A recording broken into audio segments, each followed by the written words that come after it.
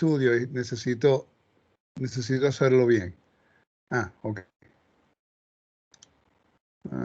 FaceTime. Ahora. Ok. ¿Se ve bien allí?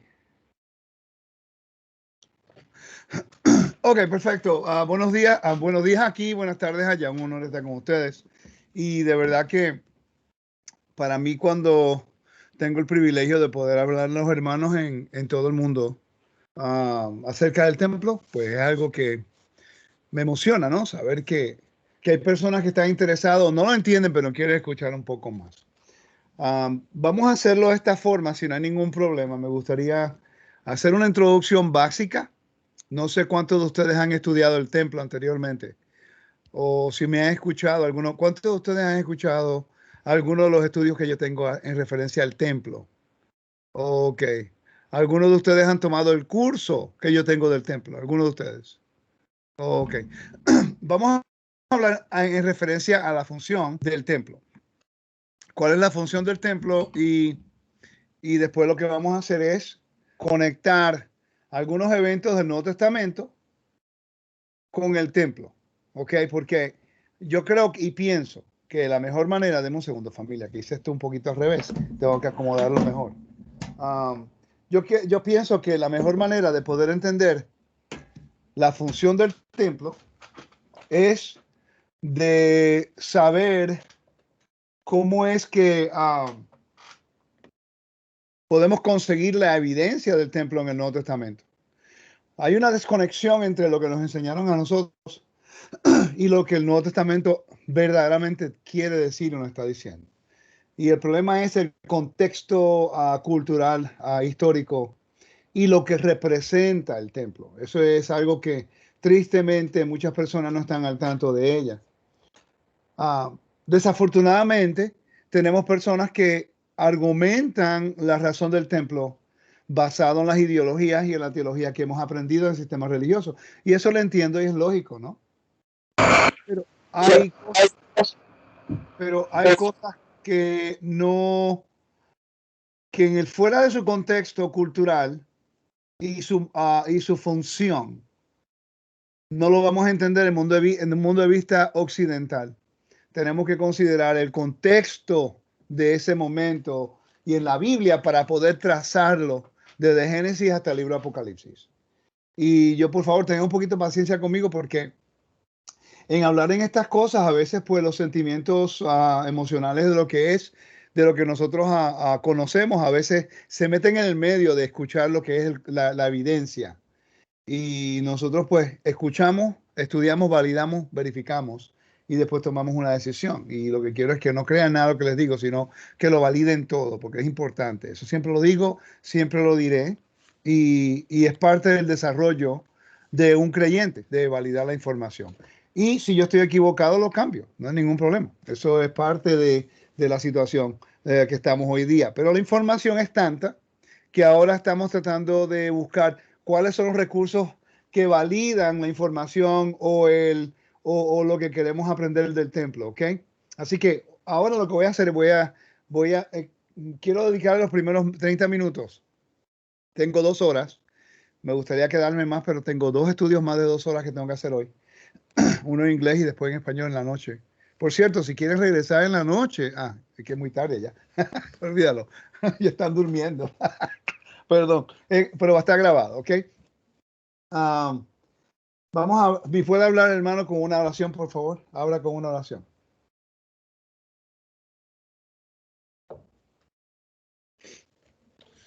Amén. Gracias, papá, por este tiempo, esta reunión de Shabbat, en la que el deseo es aprender más acerca de tu casa, de tu instrucción, de tu Torá para nuestras vidas y conocerte más a través de tu palabra. Te doy gracias por el hermano Rico, por lo que él va a compartirnos, y deseo que sea para todos y cada uno de los asistentes, de los que van a escuchar, de bendición, de edificación, y que nos acerque más a ti y a tu palabra. Que nuestras vidas sean, no solo adquieran conocimiento, sino que seamos transformados por medio de ella para vivir una vida agradable a ti. En el nombre de Yeshua, nuestro Mesías. Amén. Amén, amén, amén, amén. Ok, vamos a la Parashá Shavua, la Parashá de esta semana, es un ejemplo perfecto de lo que es nosotros entender el templo. Ok, esto es sumamente importante.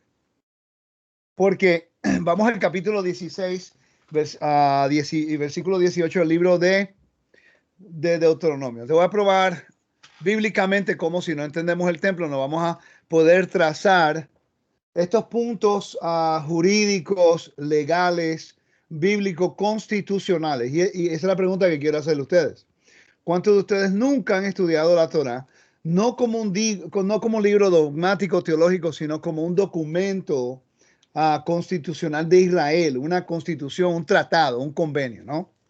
Hablamos de convenio, pero no entendemos lo que es un convenio. Entonces, el templo se convierte en lo que es la sede del poder, el trono de Elohim. ¿Ok? Voy a leer estos versículos y después vamos a trazar estos puntos a través de la Biblia y vamos a buscar la manera de que el templo ahora sea el microcosmo del Edén. Últimamente, eso es lo que queremos trazarlo. El libro de Apocalipsis comienza como libro de perdón. El libro de Génesis comienza como el libro de Apocalipsis termina. De Edén a Edén. El libro de Génesis termina como el libro de Apocalipsis comienza con la dispersión, el exilio, la muerte, el caos. ¿Ok? La vergüenza. Entonces ahí estamos trazando lo que es el retorno al Edén, el retorno al orden cósmico, el cosmos, porque de tal manera amó Dios al mundo. La palabra mundo en griego es cosmos. La función de un dios en el antiguo Medio Oriente, aunque no hay otros dioses, pero te voy a decir un poco acerca de la mitología, ellos pensaban que los dioses crearon a la humanidad con el propósito de que la humanidad fuera esclavo de los dioses para suplir sus necesidades. ¿Ok? Eso es lo que todo el mundo antiguo, Enuma Elish, the Memphite Theology de Egipto, la ugarítica creación, la mitología creación, todos creían lo mismo. En la Torá nos dice algo diferente. Nos establece de que Dios nos creó con el propósito de poder reinar en su creación, como los representantes, como la imagen del Dios invisible, como los líderes que Él escogió en la humanidad para poder traer orden al cosmos y representarlo a Él, representar su poder, su autoridad, su majestad, su benevolencia, su misericordia a través de nosotros, ¿no? La Torá nos da es las instrucciones de cómo trabaja el carácter de Dios. Ok. El templo se convierte ahora en el punto céntrico porque los templos en el mundo antiguo eran el mundo céntrico, era el centro del cosmos. Por cierto, en Génesis capítulo 28, no se muevan, en Génesis capítulo 28, Jacob lo llama la puerta del cielo. No es 48, es 40. Estoy buscando, deme un segundito. Es el capítulo 28, perdón. Capítulo 28. Yo lo leo rapidito, pero lo tengo marcado acá. Entonces dice que era la puerta del cielo y yo no la sabía. Capítulo 28, versículo 6 en adelante. No, eso no es. Versículo 10 en adelante, ¿no? En el 17 dice lo de la puerta del cielo. El versículo 17, exacto. Dice, y tuvo miedo y dijo, cuán terrible es Hamacom. En hebreos, Hamacom. Esa es la clave para entender la localización de este lugar, que es el monte Moriah. Okay, la montaña de la enseñanza. Okay. Y dice, no es otra cosa que la casa de Elohim, la puerta del cielo. Ahí es como sabemos que el templo se convierte en la conexión entre el cielo y la tierra. Y eso es sumamente importante entenderlo. Okay.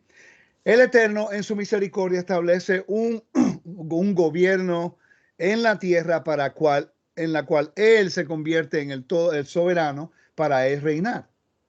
Establece lo que se llama un grupo judicial y eso es lo que está ocurriendo aquí en la parashá de esta semana en el capítulo 16, versículos 18 y 19. Y le voy a mostrar cómo esto está conectado directamente con el templo. porque el templo contenía leyes de santidad, leyes de rituales, leyes de sacrificios, y todas esas cosas solamente lo podían manejar los sacerdotes, los Kohanim. ¿Ok? Pero lo vamos a probar. ¿Ok? Dice el versículo 18 del capítulo 16 del libro de Deuteronomio de Vagim. Jueces y oficiales pondrás en todas tus ciudades, que Adonai tu Elohim te dará en tus tribus, las cuales juzgarán al pueblo con justo juicio. ¿Ok? Y te da la especificación. No tuerzas el derecho, no hagas excepción de personas, no tomes soborno, porque el soborno ciega a los ciegos y los ojos de los sabios, y pervierte las palabras de los justos. La justicia seguirás. Bueno, claramente estamos viendo que hay una silla de autoridad en la cual el Eterno establece un cuerpo judicial. Ahora, cuando vamos al capítulo 17, versículo 8 en adelante, ¿ok? Dice, cuando alguna cosa te fuere difícil en el juicio, entre una clase de homicidio u otra, entre una clase de derecho legal u otra, y entre una clase de herida u otra, o en negocios de litigio en tus ciudades, entonces te levantarás y recurrirás al lugar donde Adonai ha escogido. Ese es Jerusalén, ese es el templo, porque el templo se encontraba el Sanedrín. El Sanedrín era el cuerpo judicial, ¿okay?, que determinaba los casos. Habían tres tipos de Sanedrín en Jerusalén. Estaban el Sanedrín grande, la Corte Suprema de 71 miembros. Eso fue establecido en el libro de Éxodo, después del libro del libro de Deuteronomio. Y después está el de 23 hombres.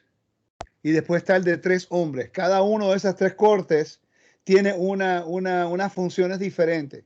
¿Ok? Es como decir corte municipal, estatal y nacional o federal. ¿Ok? No sé cómo le llaman en España. Pero tiene una función diferente. Pero hay un orden jurídico. Ok. Y dice, y vendrás a los sacerdotes levitas y al juez que hubiera en aquellos días y preguntarás y ellos te enseñarán la sentencia de tu juicio. Ahora, vamos a Ezequiel 44, versículos 23 y 24, por favor. Ezequiel 44, versículos 23 y 24. El versículo 15 te dice que son los hijos de Sadoc, los sacerdotes levitas, hijos de Sadoc, que guardaron el ordenamiento del santuario. Entonces el versículo 23 y 24 dice, y enseñarán a mi pueblo a hacer la diferencia entre lo santo y lo profano, y enseñarán a discernir entre lo limpio y no lo limpio. El versículo 24 es sumamente importante porque dice, en los casos de pleito, ellos entrarán para juzgar. Ellos, ¿quiénes son ellos? Los hijos de Aarón. Los hijos de Aarón son los que tenían el derecho de juzgar en las cosas relacionadas con las fiestas, el sábado, los sacrificios, las ofrendas, los diezmos. Todo esto se encontraba dentro del esquema de la autoridad judicial de lo que es Kedusha, que es santidad. ¿Ok?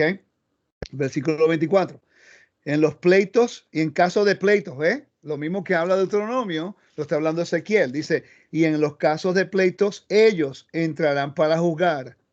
Conforme a mis juicios juzgarán, y a mis leyes y mis decretos guardarán en todas mis fiestas solemnes y santificarán mis días de reposo. ¿Okay? Entonces estamos trazando bíblicamente la manera de que ellos, cómo es que el Eterno establece a través de su templo un cuerpo judicial para poder gobernar y poder tomar decisiones en lo que es santo, profano, puro, impuro dentro de Israel. Y el templo se convierte en la sede del poder. Vamos a Ezequiel 43. Tengan paciencia conmigo porque tengo una línea donde quiero ir, pero mientras hablo con usted se me ocurre establecer una línea y pues me están viniendo versículos en mente, entonces quiero expandir un poco en ellos.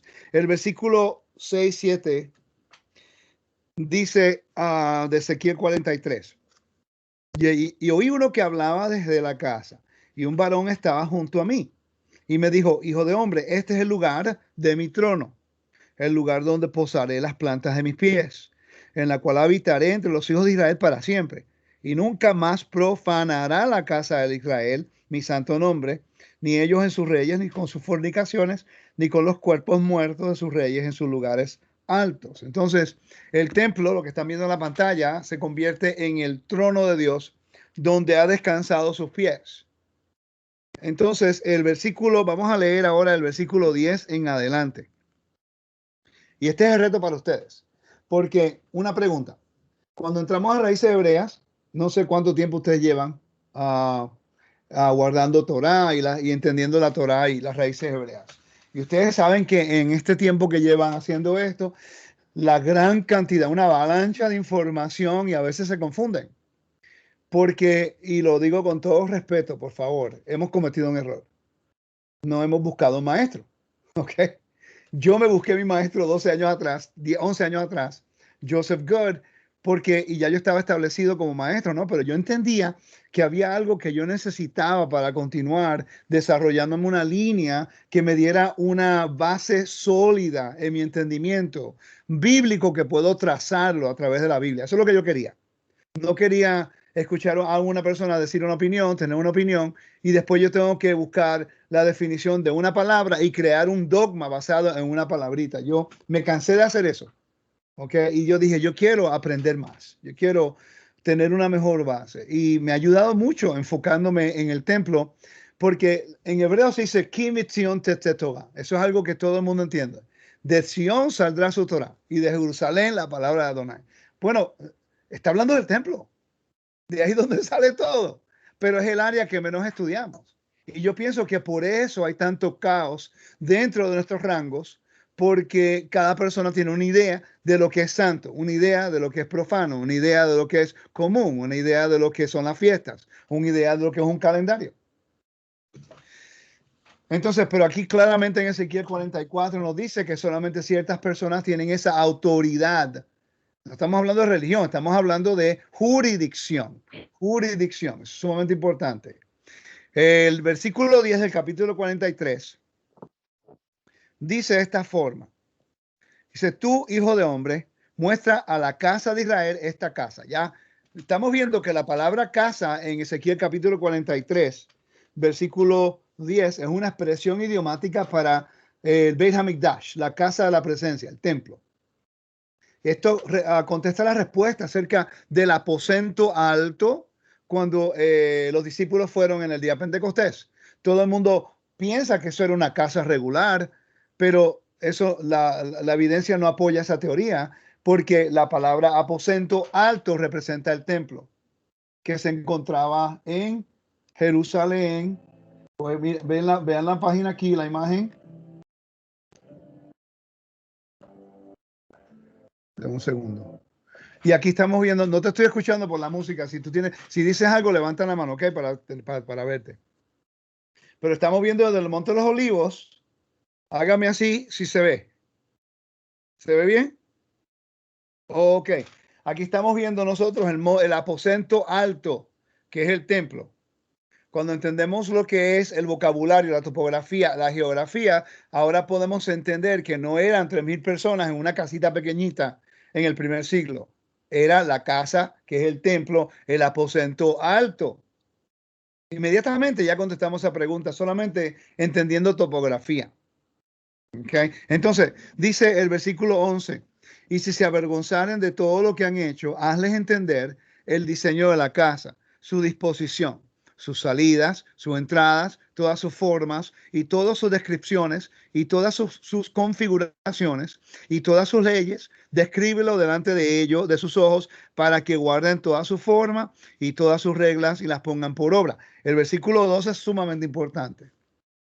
Dice, esta es la ley de la casa. Es una ley, un mitzvot. ¿Por qué no guardamos eso? Y dice, sobre la cumbre, no en la ciudad de David. El que crea que el templo estuvo en la ciudad de David, que es allá abajo, a la mano izquierda, lo están viendo, una baja elevación. Discúlpenme, pero no está estudiando topografía y geografía. Honestamente, ningún arqueólogo en Israel, ninguno, porque yo he hablado con 3 de ellos, le he preguntado en Jerusalén, Dan Bahar, ella se acaba de morir ahora mismo, ¿cómo se llama? Y Mazar y Corey Pelech, tres renombradas tres personas que son arqueólogos en Israel en los últimos 35 años. Y yo le pregunté, ¿hay evidencia del templo de la ciudad de David? Y me dicen, ninguna, ninguna, no hay ni una. Pero hay personas dentro de nuestros rangos que está creyendo una persona que no estudia el templo y que el templo está en la ciudad de David. No tiene lógica. O sea, te lo puedo decir, no porque soy yo diciéndole, es que tenemos la evidencia. Si tienes 5 horas, podemos tratar de hacerlo. ¿Ok? Entonces, dice, el recinto entero, todo en derredor, será santísimo. En el hebreo, la palabra santísimo es Kadosh HaKodashim. Es la palabra que se usa para el lugar santísimo. ¿Ok? Así de santo es para Dios ese monte que están viendo en la pantalla. Porque es el monte del templo. ¿Ok? Entonces, debiéramos considerar algo. Si el Eterno a través del profeta Ezequiel dice, esta es la ley del templo, y él quiere que nosotros, la casa de Israel, y este es lo que está ocurriendo hoy día con los efraimitas. Muchas personas se llaman efraimitas. Y me gustaría hacer un punto importante. ¿Qué hicieron los efraimitas en el tiempo de Esdras, de Nehemías y de Haggai, de Ageo? Fueron los efraimitas que se opusieron a la construcción del templo cuando regresaron de Babilonia. Que 18 años le tomó entre Esdras y Ageo para finalizar los cimientos del templo. Porque los mismos efraimitas, que era una raza mezclada entre los asirios y los 10 tribus de Israel, ellos no permitieron la terminación del templo. ¿Qué hizo los efraimitas, la tribu de Efraín, a través de Jeroboam en el tiempo de Salomón? Después de Salomón, Rehoboam, ¿ok? Pues Jeroboam decidió cambiar la localización del templo de Moriah a Betel y Teldán. Cambiaron el sacerdocio de los levitas a cualquier persona y también cambiaron las fiestas del séptimo al octavo mes. ¿Qué está ocurriendo dentro de nuestros rangos hoy día? Lo mismo, estamos cambiando todo.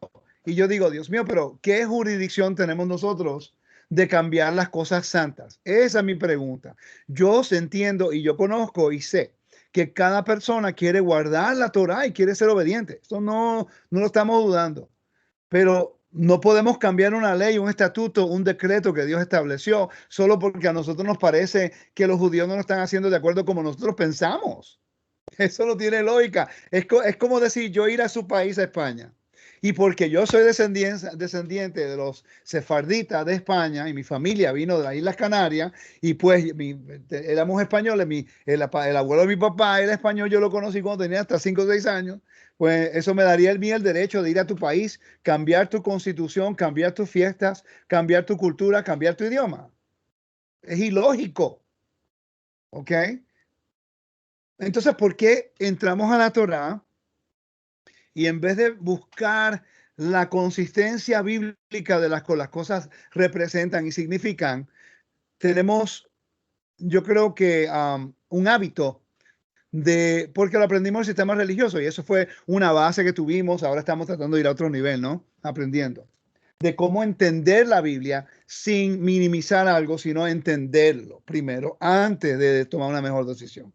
Eso es algo que yo he tenido que hacer los últimos 11 años con mi maestro. Yo recuerdo en una ocasión que yo vine con un punto bien dogmático porque yo pensé que lo había estudiado y de repente me enseñó la evidencia bíblica trazándola de Génesis en el templo y en el Nuevo Testamento. Y yo dije, wow, yo no sabía eso. Y yo tuve que adaptarme al contexto, no discutir y dialogar o debatir basado en mi propia percepción. Y eso es lo más difícil. Y el templo generalmente causa ese caos. La percepción que tenemos nosotros de lo que es el templo y lo que pensamos el templo representaba crea un caos en nuestra vida espiritual tratando de entender todas estas cosas. Y en realidad eso es lo que ocurre. Por ejemplo, si les hago la pregunta, ¿qué representa el templo para ti? ¿Ok? Vamos a ponerlo en práctica. Vayan al chat. En el chat escriban, ¿qué representa el templo para ti?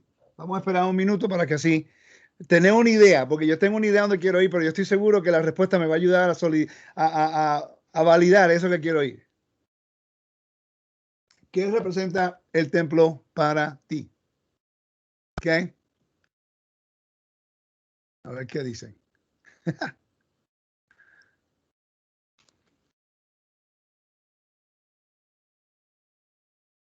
Espacio sagrado, casa de Elohim, lugar más cadoso de la tierra, Yeshua. Ok. Esperando a las otras personas que escriban. Una incógnita. ¿Quién dijo eso? Perfecto. Ok. Perfecto.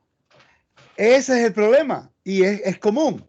Lo que usted siente es exactamente lo que el 99% de las personas en el cristianismo y lo que el 99% de las personas en raíces hebreas piensan. Porque recuérdese que hemos sido desconectados, hemos sido separados de su contexto basado en la ideología denominacional, de la interpretación de algo que si trazamos la evidencia del Nuevo Testamento, vamos a ver que por 40 años se estaban haciendo sacrificios. Después que Yeshua murió, resucitó. Entonces, a mí me dijeron que él murió y eliminó todas esas cosas. Entonces, eso causa una incógnita. Es como que estoy confundido. Porque los sacrificios continuaron.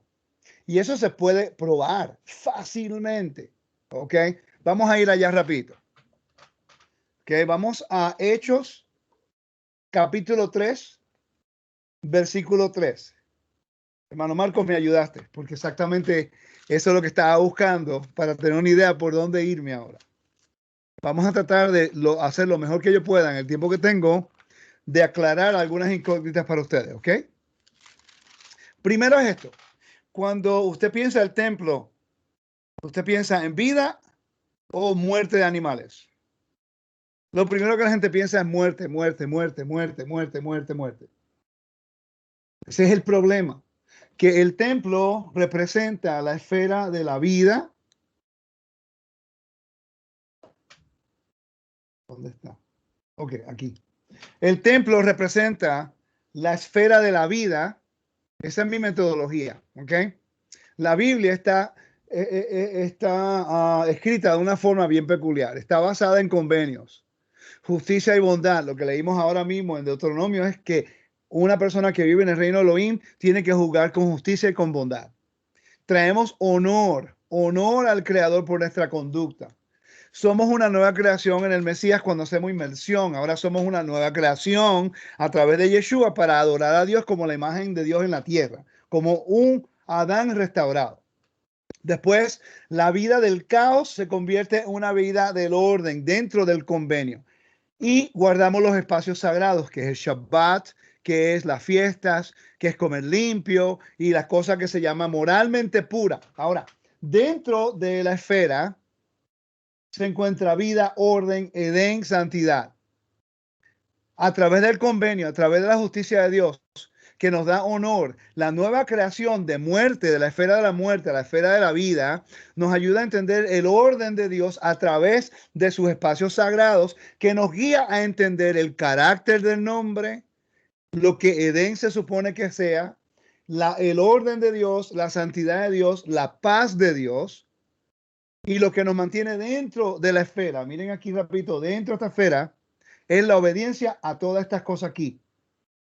Y la pureza moral y ritual. Específicamente más la moral, porque estamos fuera del templo y no podemos estar ritualmente puros, porque estamos todos impuros ritualmente. Pero todo el mundo, en todas partes del mundo, puede vivir una vida moralmente pura. Eso lo define la Torah. ¿Qué es lo que la Torah dice? Es puro para Dios, lo que es santificado para Dios, lo que es aceptable para Dios. Hasta Dios, Elohim, hasta define lo que es el sexo aceptable para nosotros dentro del libro Levítico, para que no haya ningún tipo de duda y así tú puedas definir lo que es aceptable y lo que no es aceptable. Ahora es la decisión de nosotros guardar ese convenio, ¿okay? Para mantenernos dentro de la esfera de la vida. ¿Cuál es el propósito número uno de los templos antiguos? ¿Sabían ustedes que los templos antiguos, yo me alegro que hice este estudio, porque los templos antiguos representaban lo que se llama, estoy buscando algo aquí específicamente, a ver si lo consigo. No era este. Los templos antiguos representaban la esfera de la muerte, toda la adoración, los sacrificios, los sacerdotes, toda la adoración del antiguo Medio Oriente, específicamente lo de Egipto, Mesopotamia, Sumeria, Asiria, todos esos lugares, los templos representaban el inframundo, era acerca de la muerte. El contraste es que el templo de Dios es todo acerca de la vida. La muerte del animal era el recurso de comida para los levitas y los sacerdotes y sus familias. En realidad la carne era para que ellos pudieran sobrevivir. Los alimentos de miles de sacerdotes que estaban en el templo ofreciendo y ayudando a que usted pudiera venir delante del Eterno. De repente entonces ahora vemos nosotros que el mundo antiguo tenía una forma de adorar a sus dioses del inframundo. El templo se convierte en el contraste completamente diferente. Los sacerdotes no se les permitía tener pelo largo. ¿Por qué? Porque en el antiguo mundo se adoraban a los dioses del inframundo y era una señal de luto. Por eso que no se permitía tener pelo largo en el templo. Cuando ves una persona como Yeshua con el pelo largo, entonces no tiene lógica. Tú no vas a ver ningún romano en ninguna película romana con pelo largo. Solamente los bárbaros y los afeminados en el Imperio Romano. ¿Ok? Y en el antiguo Medio Oriente el pelo largo era una señal de luto. Por eso no se permitía hacer eso.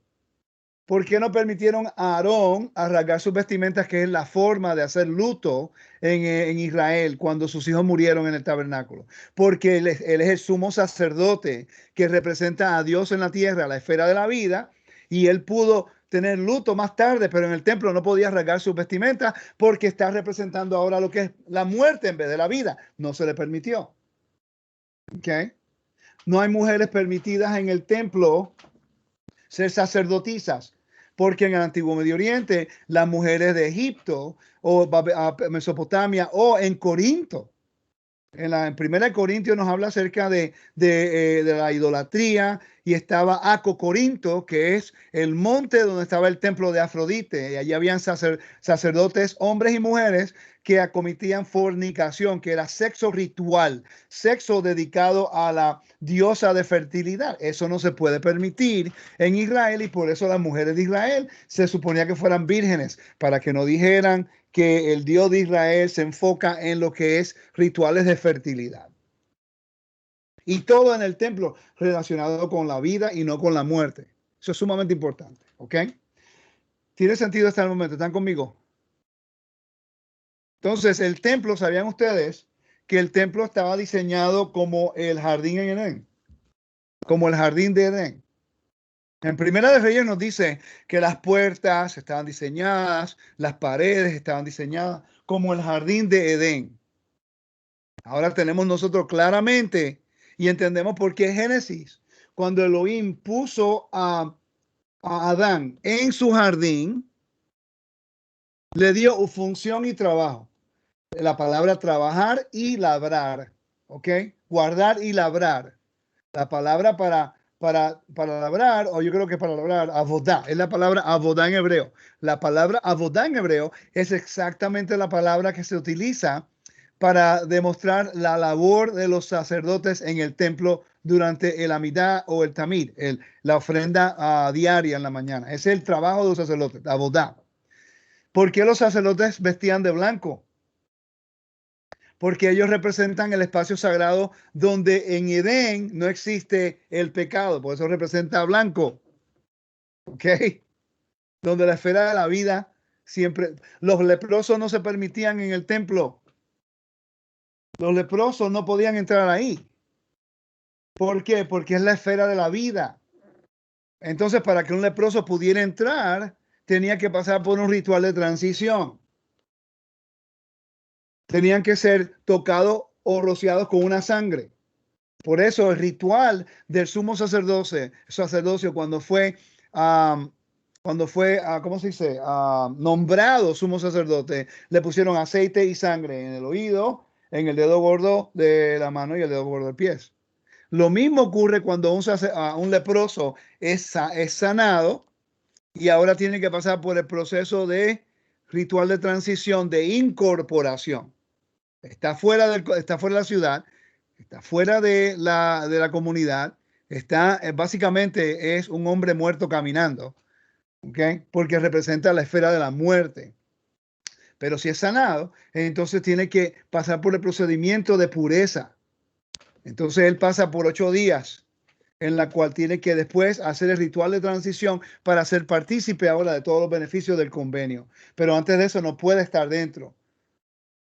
Eso es lo que nos pasó a nosotros. La muerte se convierte en nuestra enemistad. Pero Dios hizo una profecía, dio una profecía de que la muerte iba a ser completamente derrotada. En Isaías, que vaya a Isaías capítulo 28,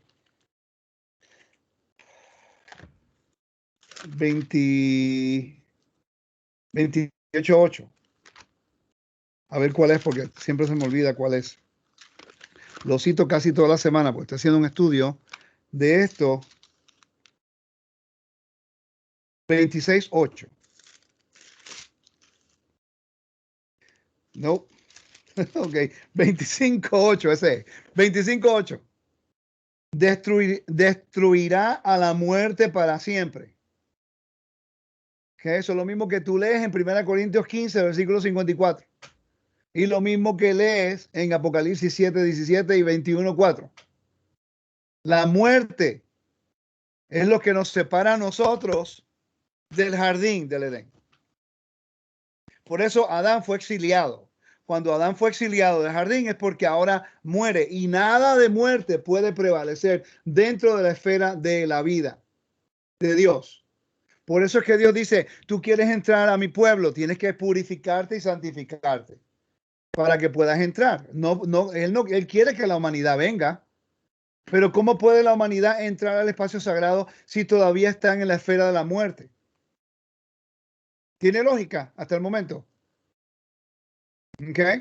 Entonces, vamos a ir al final aquí. Vamos primero a Apocalipsis capítulo 21,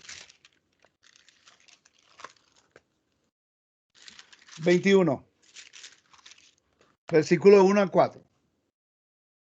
La clave es la muerte. Repitan conmigo. La clave de la Biblia es que Dios destruye la muerte. Así de simple es. Yo quiero que ustedes tracen esa línea a través de toda la Biblia. Y es tan claro. Entonces, si la muerte a través de la resurrección de Yeshua ha sido derrotada, eso no limita de que el templo funcione, porque el templo no podía proveer una solución al problema de toda la humanidad, que es que morimos. Voy a repetir esto, esta es la clave.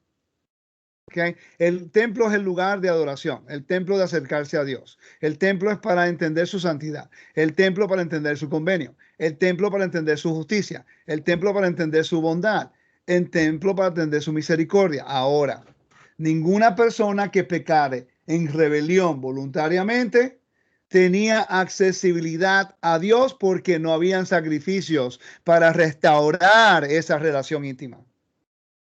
Quiere decir que las 10 tribus de Israel, cuando ellos pecaron voluntariamente y transgredieron el convenio en rebelión, fueron exiliadas y perdidas. No pueden regresar al menos que haya expiación. El problema es que no hay expiación para pecado voluntario, solamente la misericordia de Dios. Tenemos que ser librados de esa penalidad. El decreto que Adán mismo creó para la humanidad. Gracias, Adán. Pero Yeshua, nuestro último Adán, nos ha dado la solución de que a través de la resurrección del Mesías, el Padre ahora cancela esa deuda. La canceló. Ok, mira lo que dice. Y este es clave, porque mira qué interesante que Yeshua regresa, hay un templo en el milenio. Eso debe causar muchas incógnitas. Y no, es como que, voy a ver un momento. pero a mí me dijeron que eso no se aplica. ¿Por qué ocurre? No. Y otra cosa es que él trae ofrendas al templo. Ok. Es que lo que vino a ser Yeshua, Pablo utiliza las metáforas de lo que el templo, la función del templo, para explicar cómo Yeshua vino a redimirnos. Pero el templo es por una continua relación con el Eterno en lo que es en su espacio sagrado, la esfera de la vida. Que hoy día nosotros, aunque guardemos la Torá, entendamos la verdad, tenemos la promesa de la vida eterna, pero vamos a morir si el Mesías nos regresa mañana. Esa es la garantía de todo humano.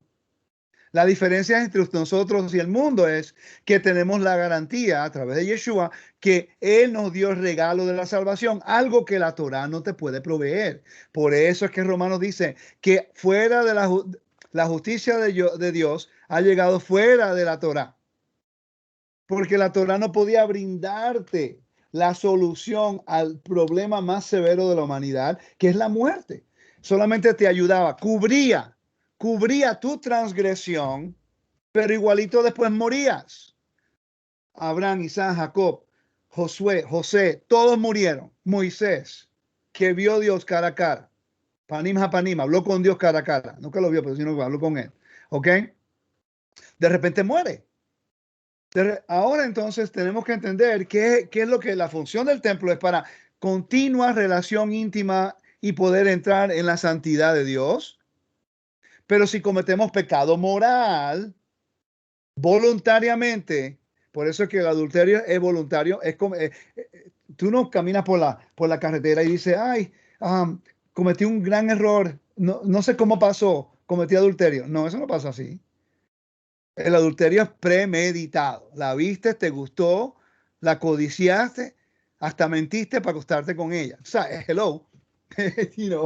Entonces, estamos viendo que la muerte es lo que nos separa a nosotros de ese espacio sagrado. Por eso es que nada conectado con muerte podía entrar allí. Por eso es que los rituales de transición, de inmersión, la purificación con la ceniza de la vaca roja, todo lo que tocara muerte tenía que ser purificado, porque vamos ahora de un estatus común a un estatus de santidad. Pero mira qué interesante, Dios quiere tener una conexión con la humanidad todavía. Aunque somos imperfectos, aunque vamos a morir en nuestro estado natural, pero Él establece unas reglas y unos perímetros de santidad que todavía permite que usted y yo podamos venir delante de Él. Ok, Apocalipsis capítulo 21. Dice, vi un cielo nuevo y una nueva tierra, porque el primer cielo y la primera tierra pasaron y el mar ya no existía. Y yo, Juan, vi a la santa ciudad, la clave es santa ciudad, la nueva Jerusalén, descender del cielo de Dios, dispuestas como una esposa ataviada para su marido.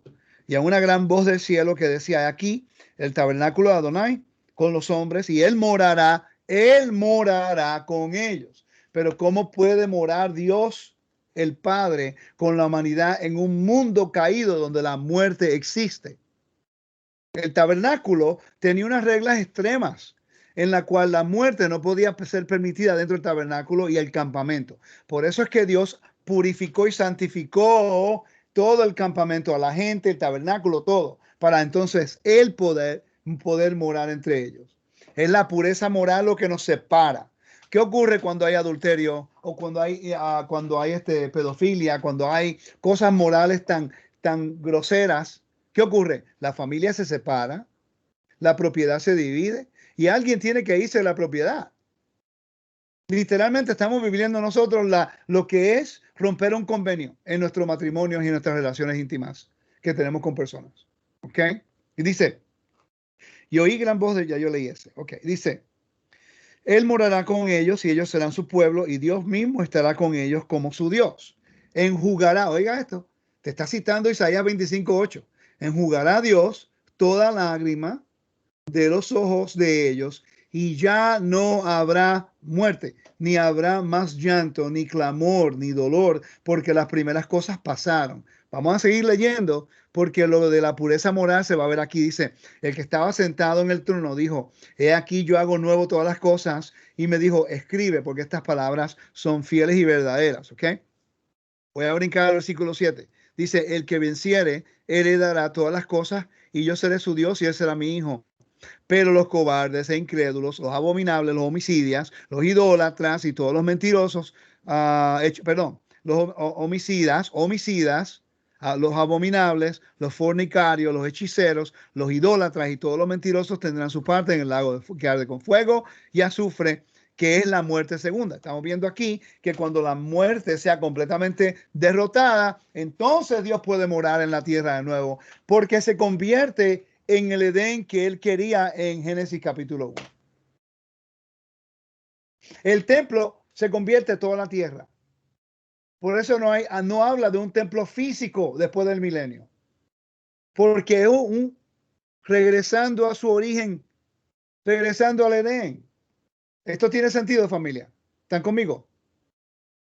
Tienen que haber preguntas, yo lo sé, pero si me permiten, después tomamos preguntas un rato, ¿ok? Entonces aquí la clave es la muerte. Vamos a 1 Corintios capítulo 15 y después regreso a Hechos 3. Si no establezco esto, vamos a continuar con incógnitas, porque si no sabemos la clave de lo que Yeshua vino a hacer, ¿qué fue lo que vino a remover la resurrección? ¿Ok? 1 Corintios.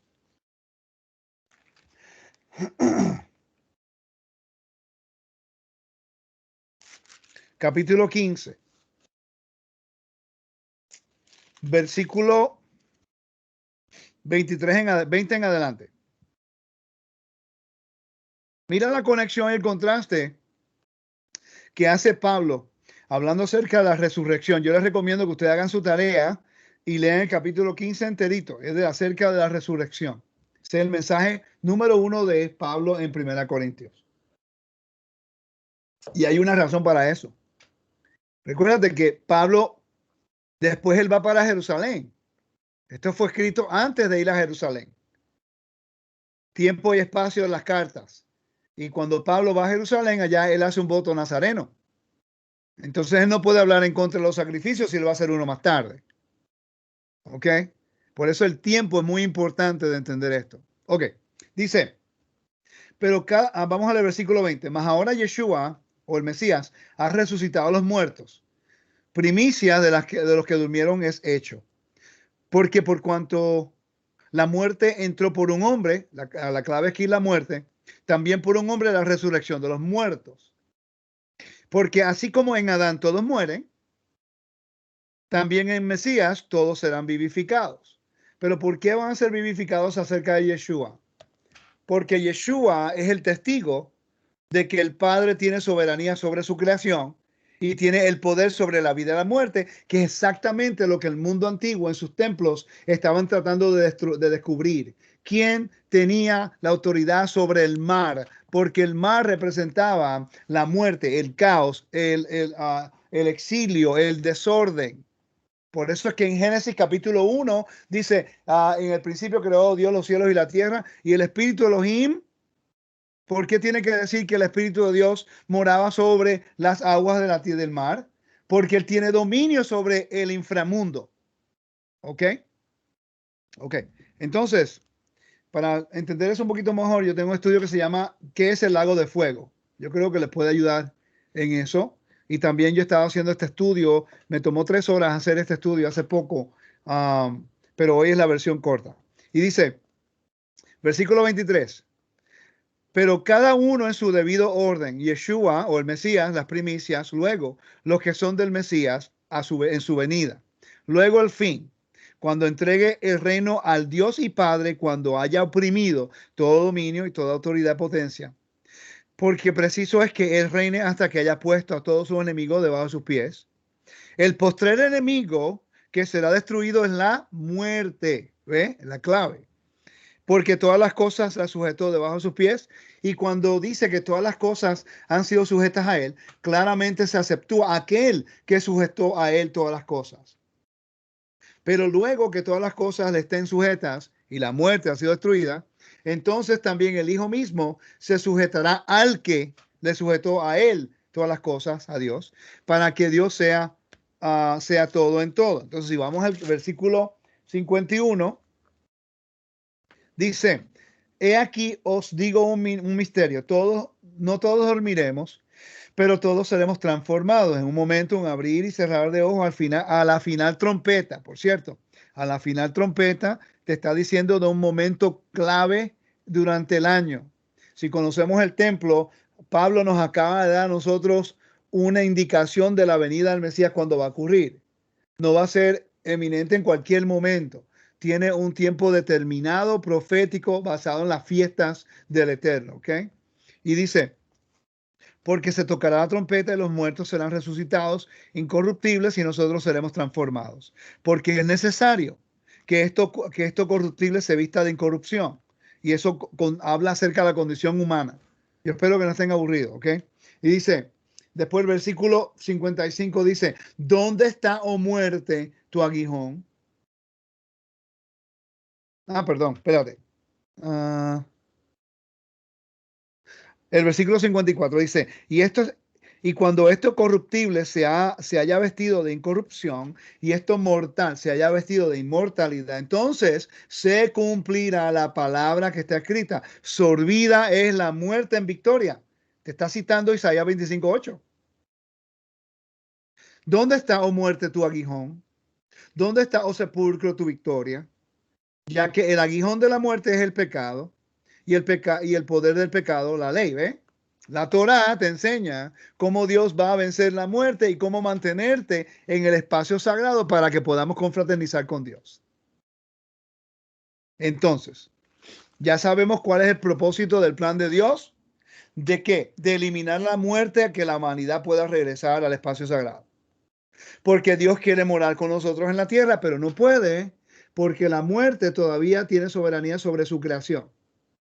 La resurrección ahora se convierte en el punto clave en la historia en la cual Dios enseña a la humanidad que no fue Poseidón, no fue Ra, no fue Ea o Enki, sino fue el Dios de Israel que tiene el poder sobre el inframundo, sobre la vida y la muerte. Ahora todo el mundo sabe que es el Dios de Israel. Entonces, ¿qué hace el enemigo? Trata de destruir todo lo que Israel es para que entonces no haya evidencia de que hay un Dios que tiene dominio. Y ahí todo el mundo adora a sus dioses y hay caos, porque eso es lo que el enemigo quiere, caos. ¿Cómo hay hoy día en el mundo? El miedo que está guiando a las personas a tomar estas decisiones de vacunarse o no vacunarse es el miedo a la muerte. Es el miedo a la muerte. Si nosotros verdaderamente tuviéramos nuestra fe centrada en lo que Dios nos ha prometido, no vamos a dejar que ese miedo nos domine. Sí hay un virus, sí puede causar muerte, sí, pero tenemos la garantía que el Eterno nos ha dado de que vamos a ser resucitados. Entonces, ¿por qué tanto miedo? Sí, yo entiendo que queremos cuidarnos, no queremos lavarnos las manos cuando hacemos la recepción del Shabbat, porque eso proviene de los judíos, pero nos lavamos las manos 1000 veces porque nos dijeron el gobierno que tenemos que hacer. Interesante. Que fue la razón por que los judíos sobrevivieron la peste bubónica, porque se lavaban las manos y tenían higiene. ¿Dónde aprendieron eso? En el templo. Entonces, eso es lo que estamos aprendiendo. Ok, ya que establecí la muerte ha sido eliminada por a través del poder de Dios para siempre. Estamos hablando de la muerte eterna. Ok, se regaló a nosotros por el Eterno, el don de Dios. La Torah tiene una función. La Torah ahora nos enseña qué es lo que nos mantiene a nosotros dentro de la esfera de la vida. Cómo manejarnos dentro donde está la presencia de Dios para no profanarla, para no ser expulsados de nuevo a la esfera de la muerte. ¿Okay? El día de expiación era el único día en la cual el sumo sacerdote, una persona, hablaba por toda la comunidad. Él hablaba por todo Israel. Y habían sacrificios, 15 animales que se ofrecían por el sumo sacerdote. Nadie podía traer sacrificios, ofrendas. Sacrificio es una palabra mal traducida, debe ser ofrendas, korbanot, ¿ok? Entonces, en el día de expiación, la sangre de esos animales es lo que importa aquí. Porque la sangre es lo que se convierte en un indicador, es lo que conecta al hombre, la humanidad, con Dios para purificarlo de nuevo y restaurar el convenio. El ejemplo de esto ocurre cuando Moisés bajó del monte Sinaí. La segunda vez. Por cierto, ¿sabían ustedes que Moisés subió al monte Sinaí en el primero de Elul? La segunda vez cuando fue a buscar las tablas, cuando le dio, después que le dio de tomar las aguas amargas al pueblo, que 3.000 murieron. El primero de Elul, que estamos ya en unos cuantos días dentro del mes de Elul, y él bajó en un día que se consideraría el Yom Kippur, día de expiación. Cuando él baja, ¿qué él hace? Él pide, en la montaña, él pide perdón a Dios por el pueblo. El Eterno los perdona. Pero él bajó y tomó la sangre de los animales, roció al pueblo y roció al altar. ¿Qué significa eso?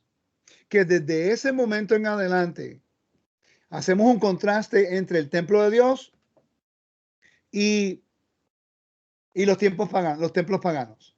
En el templo de Dios no son los demonios los que profanan el templo, como los antiguos pensaban. En el templo de Elohim, de Israel, son los pecados de Israel que profanan su espacio sagrado. En el mundo antiguo pensaban que eran los demonios que profanaban los templos.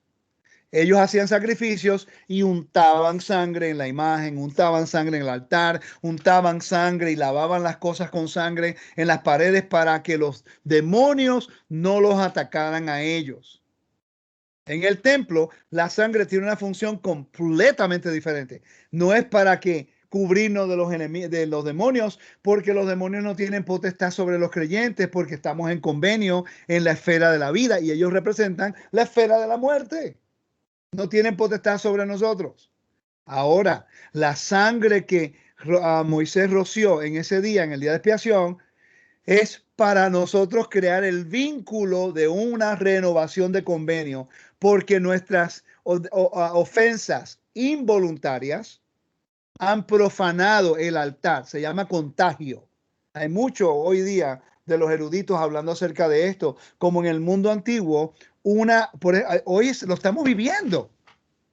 Una persona te pasa por el lado y te da el virus. Tú tienes que purificarte para poder estar en la esfera de la vida. Hello, hoy día es más fácil aprender esto. Si el templo estuviera vigente, una persona se enferma con el virus, contagia a otras personas. Si esa persona quería tener vida, quería subir al templo, tenía que purificarse. Porque está entrando en la esfera de la vida y el virus puede causar la muerte. Pero como no vemos el virus, en el mundo antiguo pensaban que eran los demonios. Es una bacteria. ¿Ok? Entonces lo que estamos viendo aquí es que hoy día podemos entender esto más y más. El virus de la humanidad es la muerte. Nadie la ve. Te puede agarrar en cualquier momento. Todos tenemos esa garantía. Ahora, el problema es cuándo. Si tú no guardas la Torá, honestamente, tienes más el porcentaje de ser contagiado con la muerte. ¿Por qué? Porque te vas a exponer constantemente a la esfera de la muerte, en la forma que comes, en la forma que vives, en la forma que actúas. Pero si guardas la Torá, te mantiene unas instrucciones de santidad que te expone menos a la esfera de la muerte. ¿Tiene sentido? Eso es lo que la Torá nos enseña a nosotros. Ok, entonces, cuando Yeshua resucitó, María fue al sepulcro, ella no lo reconoció, ¿verdad que no? ¿Por qué? Ella pensó que él era ¿qué? Un jardinero. Por eso Pablo le llama a Yeshua el último Adán. Entonces, este Adán, el último Adán, es el que tiene el acceso a entrar al cielo. Por eso Yeshua fue al cielo. Porque ahora él no está en la esfera de la muerte en la tierra. Para él poder entrar, él vino de la esfera de la vida eterna a la esfera de la muerte en la tierra. Él muere y después resucita, Dios lo resucita y después puede entrar de nuevo al cielo. Por eso nadie puede ir al cielo mientras estamos así. Tenemos que ser transformados y Dios viene a morar con nosotros porque Él es muy perfecto y tiene que purificar toda la tierra para que Él para que Él pueda estar con nosotros y se va a tomar 1000 años, imagínate. ¿Ok? Interesante eso. Entonces, Adán es el jardín del Edén. Yeshua es el último Adán que va a restaurar el Edén. ¿Ok? Entonces, la rebelión no había sacrificio. El día de expiación es el único día cuando el pueblo intercede, el sacerdote intercede por el pueblo para pecados involuntarios y para pecados de rebelión, sabiendo que no hay sacrificios para pecados de rebelión, solamente la misericordia de Dios.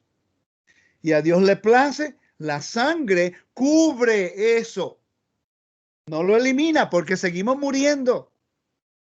Él te perdona que no mueres en ese momento, pero eventualmente vas a morir. Pero para continuar tu confraternidad con Él todo el tiempo en el templo, Él cubre esa transgresión y dice, ok, te voy a perdonar eso por este año. Se acabó.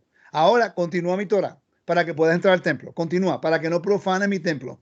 Pero cuando el pueblo de Israel cometió tanto pecado moral que ya no podía él morar entre medio del pueblo de Israel, ¿qué ocurre? La presencia se remueve y el templo es destruido por causa de el pecado moral de Israel. Porque él no puede morar donde hay la esfera de la muerte. ¿Esto tiene sentido? Ok, vamos ahora a Hechos capítulo 3, versículo 1. Deme un segundo, por favor.